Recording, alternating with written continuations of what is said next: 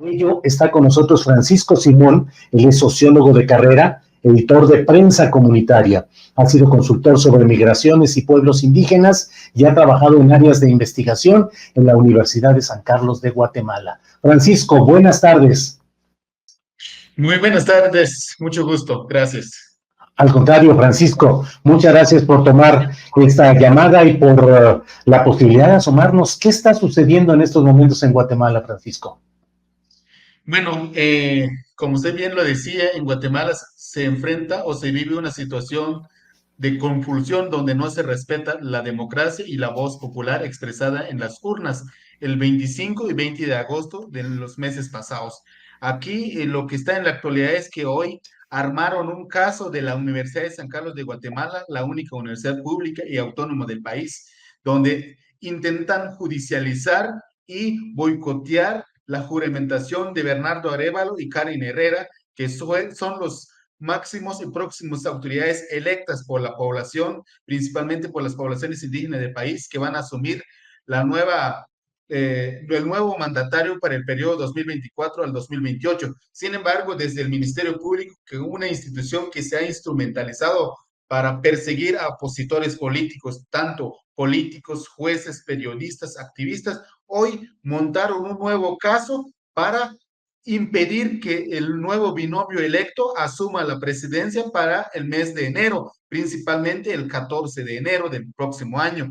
Pues desafortunadamente han intentado todo el proceso y el aparato judicial que lo tienen controlado desde las acciones del presidente Alejandro Yamatei para impedir que la voz popular sea respetada. Entonces, prácticamente utilizaron el caso del partido Semilla, por el cual Bernardo Arévalo y Karen Herrera ganaron las elecciones en la primera vuelta y segunda vuelta, no les funcionó.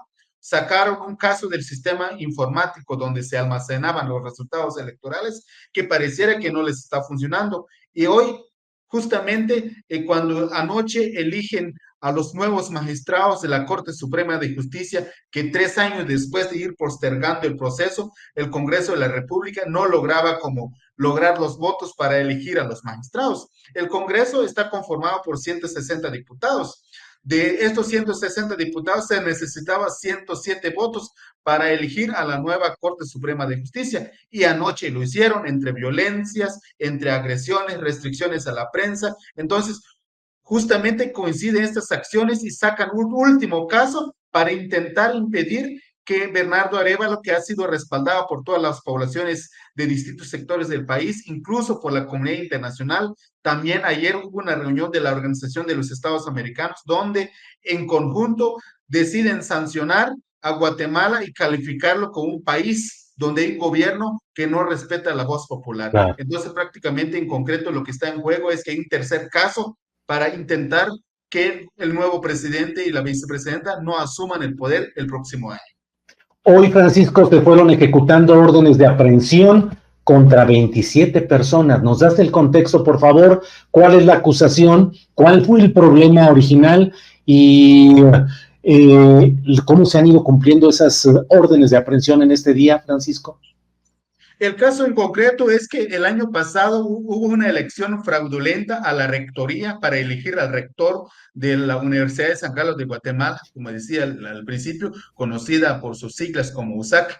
Pues el año pasado, desde el 2022, en mayo de 2022, hubo una elección fraudulenta donde se impuso a un solo candidato para ejercer como la elección. Entonces prácticamente se realizó una elección entre también fuerzas militares, seguridad del Estado, que controlaron e impidieron el ingreso a los electores que los estudiantes habían elegido para representarlos y que sean la voz para elegir al nuevo rector. Sin embargo, habían 4 participantes, pero ese día que fue el 14 de mayo del año pasado en el Parque de la Industria de la zona 9 de la ciudad capital se realizó la elección. Pues hubo una resistencia de estudiantes, docentes, trabajadores y otros sectores sociales que defienden, en este caso, la universidad pública. Pues prácticamente intentaron como impedir que esa elección fraudulenta se llevara a cabo. Sin embargo, prácticamente el plan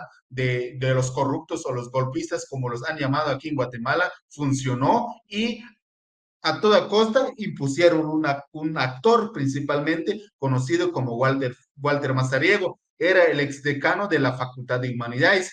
De esa fecha hasta la actualidad asume la rectoría de forma fraudulenta y bajo su administración, pues obviamente los estudiantes docentes se organizaron en resistencia para tomar varios centros universitarios, principalmente el campus central que está ubicado en la zona 12 de la ciudad capital. Los estudiantes tomaron el edificio de forma pacífica, una protesta legítima que fue respaldada no solo por la comunidad estudiantil, sino que por sectores y organizaciones sociales en Guatemala que tienen con más conciencia de defender esta entidad pública. Prácticamente estuvieron ahí más de un año. Sin embargo, pues el rector nunca respaldó, nunca acuerpó o nunca dijo sí a la resistencia o la organización de los estudiantes y al contrario, comenzó un proceso de judicialización.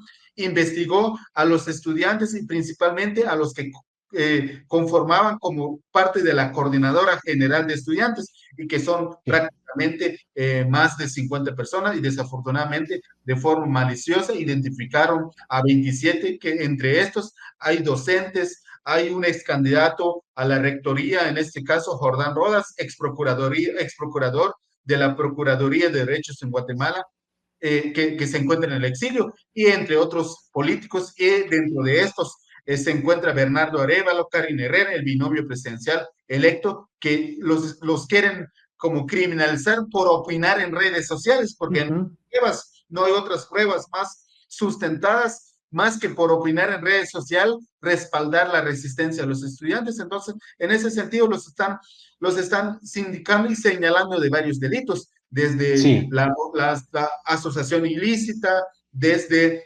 ataques contra el patrimonio cultural, desde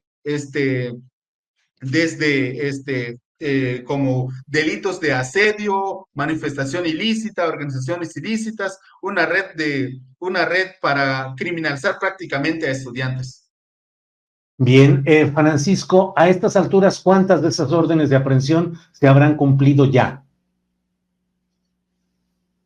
Bueno, principalmente hay 27 personas. De estas 27 personas, hay varios que han salido al exilio, principalmente la figura de Jordán Rodas y otros estudiantes que participaron en esa resistencia. Al menos hasta la fecha, según el monitoreo que tenemos como prensa comunitaria, hay más de 7 personas que han sido detenidas y otras se han ofrecido de forma voluntaria. Pero en el caso de los diputados, algunos y no solo Bernardo Arévalo, sino que varios diputados que han sido señalados en este caso no pueden ser detenidos de forma inmediata porque son funcionarios públicos que gozan con ese derecho de antejuicio, una modalidad que los respalda, que los defiende como funcionario público. En este caso deben pasar un proceso más largo para que les quiten ese derecho y que puedan ser de alguna manera detenidos o citados a las salas de audiencias.